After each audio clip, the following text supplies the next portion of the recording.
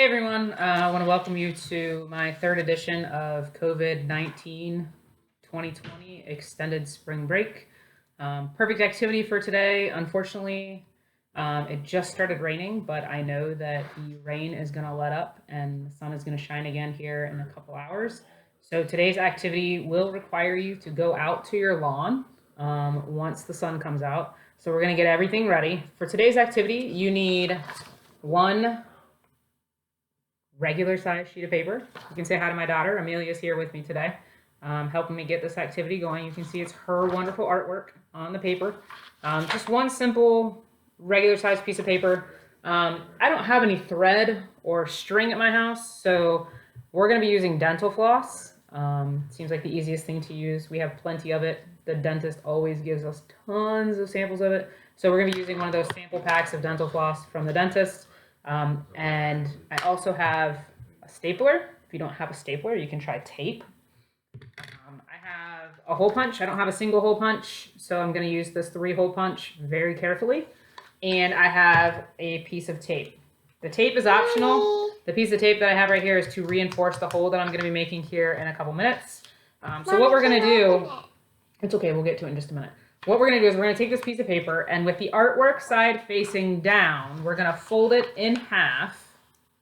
Hamburger style, as I like to call, not hot dog style, but hamburger style. We're going to fold it in half just like this. Notice that I have the artwork facing out. But we folded it in half. When I lay it down on the counter, I'm going to do it with the open side facing you and the crease facing me. I'm going to take that top corner right there, and I'm going to fold it down roughly 1.5 inches from the edge of the paper, and I'm going to turn that around so you can see what I've done here. If you look at how I have folded this, it's roughly 1.5 inches from the end touching. I then am going to take my handy dandy stapler. Had to borrow it from the neighbors because I didn't have one. And I'm going to staple that down just like that. I'm not creasing it. I am leaving it just like that. Object is that the wind will flow through there. Those of you that have taken flight in space might have better adjustments to get the air to catch in there so that you can make it fly as successful as possible, catch as much wind as possible. I'm gonna take that other end and I'm gonna match it down there on the opposite side. And again, I'm not creasing it. I'm gonna come back with my stapler and I'm gonna staple it in place just like that. You can see my artwork is now on the bottom. That way when my kite is up in the air and I'm standing underneath it, I can see my artwork and it looks awesome.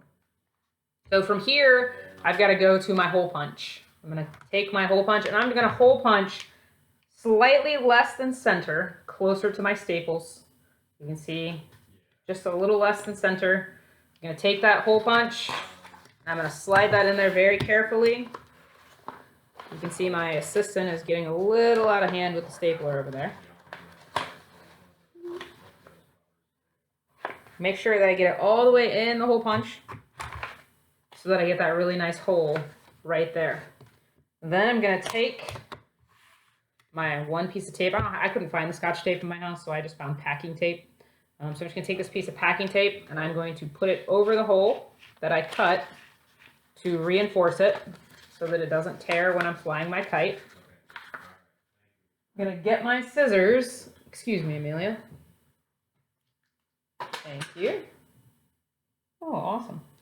I'm going to get my scissors out and I'm going to poke right through that piece of tape very carefully, making sure that I'm not getting my hands in the way. My piece of tape is a little stronger than I had anticipated. So all I did was poke right through that hole that I had punched through the tape. And I'm going to take my dental floss right here and I'm going to feed it through that hole. Like I said, you can use twine, you can use any kind of string you can find in your house. You want it to be fairly long so that you can fly your kite up in the air and it can catch some wind. But I'm going to feed this right through that hole, maybe. Feed it right through that hole. Now when I go to tie my knot, I don't want to tie my knot tight to the paper. I want to keep my knot just like this, and then I'm going to fold it over. I'm going to fold it over just like this. Just tie it, I think it's called square knot. I was never a Girl Scout or a Boy Scout, obviously. I'm going to take this.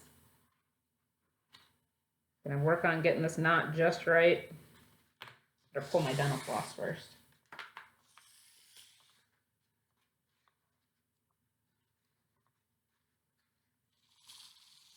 Got a lot of floss on here for a free sample. Like that.